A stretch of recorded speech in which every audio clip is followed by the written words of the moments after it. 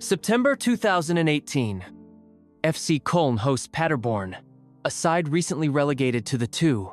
Bundesliga. The stakes are high for the home team. They need a win to stay in the race for promotion and return to the top tier of German football. Trailing 3-2 with just 15 minutes left, Köln's manager goes all in. He turns to the bench and sends on a player once considered a rising star now, a faded talent. Serhou Guirassy. But Guirassy, clearly lacking confidence and rhythm, has no impact on the match. Köln collapses and concedes 2 more goals, losing 5-3. It's another painful chapter in what had become a frustrating, underwhelming career. Once labeled an exciting prospect, Guirassy was now known for his inconsistency, his wayward finishing, and his inability to deliver at the top level. The verdict was harsh. An average striker. A waste of potential. A frustrating number 9. And yet, just a few years later, everything has changed. Serhou Guirassy has gone through a complete transformation. Today, he stands among Europe's most lethal and efficient goal scorers, topping the charts in the Bundesliga and shining even on the Champions League stage. So how did a mediocre and erratic striker become one of the best goal-getters in world football? Let's rewind and dive into the incredible redemption arc of a striker built in silence and now feared by all. This is the story of Serhou Guirassy. Chapter 1. The Rise of a Promising Talent. For Serhou Guirassy, the love story with football began in the heart of France-Seine, the Loiret region. But it was in Montargis, with the local club US Montargis, that the tall, physically dominant kid first made a name for himself. Even as a youngster, he stood out. Guirassy was strong, relentless, and already terrorizing defenders. After a brief spell with J3 Emiliware, according to legend, he once scored 70 goals in a single U15 season, and a failed trial with Auxerre, Serhou joined Laval's youth academy at the age of 15. The club was playing in Ligue 2, and though Guirassy suffered a serious meniscus injury just a year into his arrival, it didn't slow him down for long. At Laval, he adapted quickly. Being close to home helped, and it showed on the pitch he was unstoppable. By 2012, his rapid progress earned him a call-up to the French youth national teams, where he made over 20 appearances and scored on his debut. He even ended up as the top scorer for the Unintintsa True Predator in front of goal. He wasn't just scoring, he was impressing. Powerful, smart in his movement, and lethal when released into space, Guirassy quickly became one of the brightest young prospects in French football. Naturally, the hype around him caught the attention of top clubs across Europe. Laval, aware of the growing interest, made a bold move in 2013. They handed Guirassy his first professional contract, making him the youngest player in the club's history to go pro, at just 17 years old. Serhou was a physical beast. You could feel his potential, especially as a target man who could hold up play. So yes, Guirassy was clearly ahead of the curve, destined for big things both in France and beyond. But despite his raw talent, calm demeanor, and maturity, his professional debut didn't exactly set the world on fire. Playing for a defensive-minded Laval side, Guirassy had to wait 14 long months to score his first professional goal. It was a slow burn. When he joined the pros, he didn't come in to dominate immediately. He was too respectful, too cautious. But he had something inside him. He was patient, focused on steady progress. Still, 6 goals in 29, Ligue 2 appearances, only 14 of which were starts, was a solid return for a teenager who had just turned 19. And others noticed. After a standout performance in the Euro U19 qualifiers in the summer of 2015, bigger doors were about to open for the young striker. Chapter 2.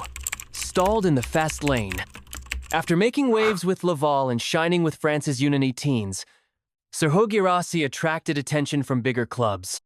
In the summer of 2015, Lille OSC, then under the management of Hervé Renard, decided to take a chance on the young striker. It's important to find young forwards with big potential, even if they're not yet the finished product. That was the official line. But as is often the case, reality was more complicated.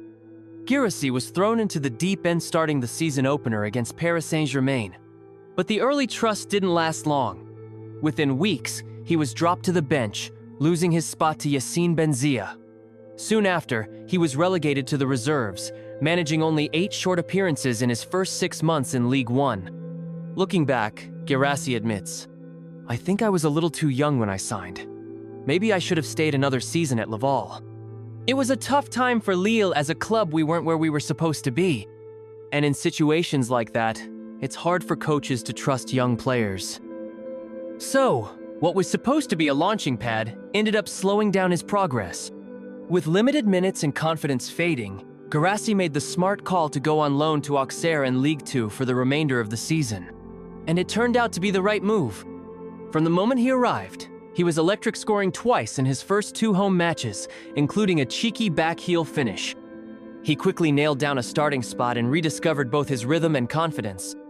In just 16 games, he racked up 8 goals and 2 assists, reigniting the hype around him.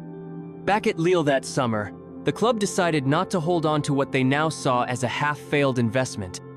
Instead, they sold him to one FC Köln in Germany for 6 million, locking in a decent profit.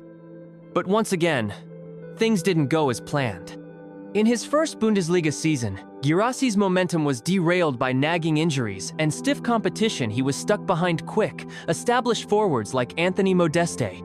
He logged just 79 minutes in the league. And just as he was starting to find form the next season, a serious ankle injury wiped out months of progress. To make matters worse, Köln were relegated to the 2nd division at the end of that campaign. Chapter 3. From setbacks to redemption.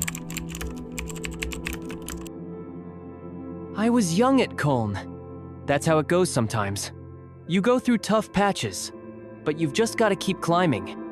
By the age of 23, Serhou Guirassy's once promising career had hit a serious standstill.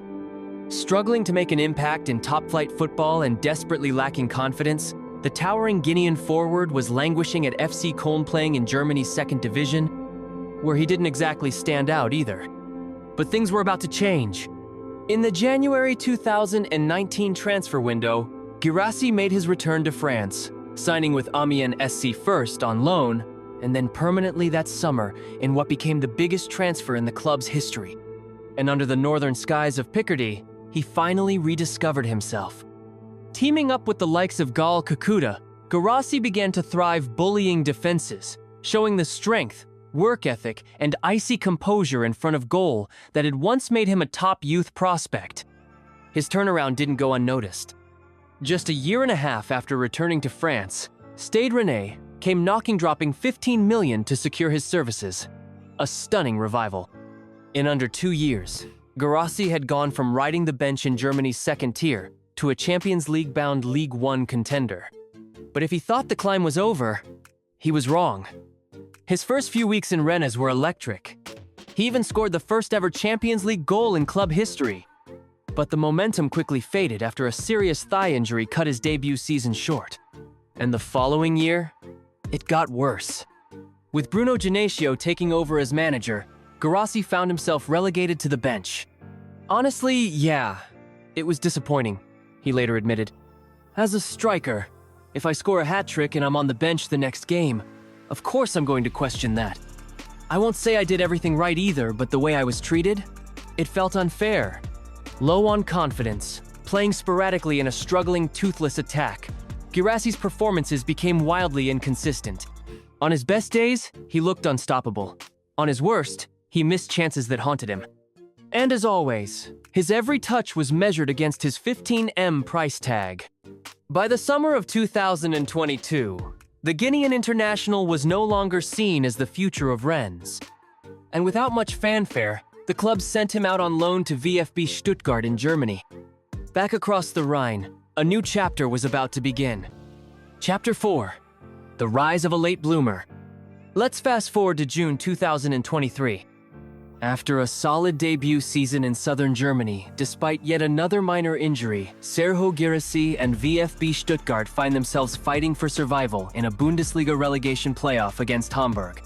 What no one realizes at kickoff is that this match is about to become a turning point in Guirassy's career-defining moment. And it's Guirassy, of course, who seals it. He scores Stuttgart's 3rd goal, securing the club's place in the Bundesliga and marking the start of a new chapter in his journey. The club wastes no time. They trigger his option to buy, signing him permanently, a move that will go down as one of the best decisions in Stuttgart's modern history. Under the leadership of tactical mastermind Sebastian Hoeneß, Stuttgart shift from a reactive counterattacking team to a possession-based system perfectly tailored to Guirassy's skill set.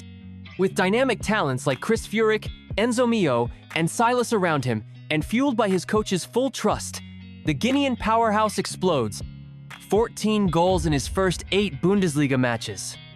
It was historic, record-breaking. He dominated the league, made headlines every weekend, and reminded everyone of the raw potential people saw in him as a teenager, a potential that now, at last, was fully realized. My best moment in the Bundesliga? Right now. This is it. Even after a minor injury and a goalless run at the AFCON, Guirassy remained Stuttgart's focal point, leading the club to a stunning second-place finish in the Bundesliga and ending the season with 28 goals in 28 appearances, making him one of Europe's most prolific strikers. But instead of waiting around to return to the Champions League with Stuttgart, Guirassy made a bold decision. Fully aware of the late bloom of his career, he decided to take the next step, immediately signing for a European giant. The choice was simple. Dortmund was always the dream. Unfortunately, things at Borussia Dortmund have been far from ideal this season. The team's style of play has been toothless, results disappointing, and head coach Edin Terzic was eventually shown the door. But in the midst of the chaos, Guirassy has stood tall. One of the very few bright spots in Dortmund's turbulent campaign, the striker has delivered when it counts. In his first 8 Bundesliga matches, he was already directly involved in 9 goals. And across all competitions, he's continued to perform 14 goals in 13 games, making him one of Europe's leading scorers once again. It's an extraordinary story, a journey full of setbacks and detours, but also one of resilience, reinvention, and redemption. Because in football, like in life, things rarely go as planned. But what matters most is believing. No matter how long it takes, no matter how many obstacles stand in your way, believe in your goal and fight until you reach it.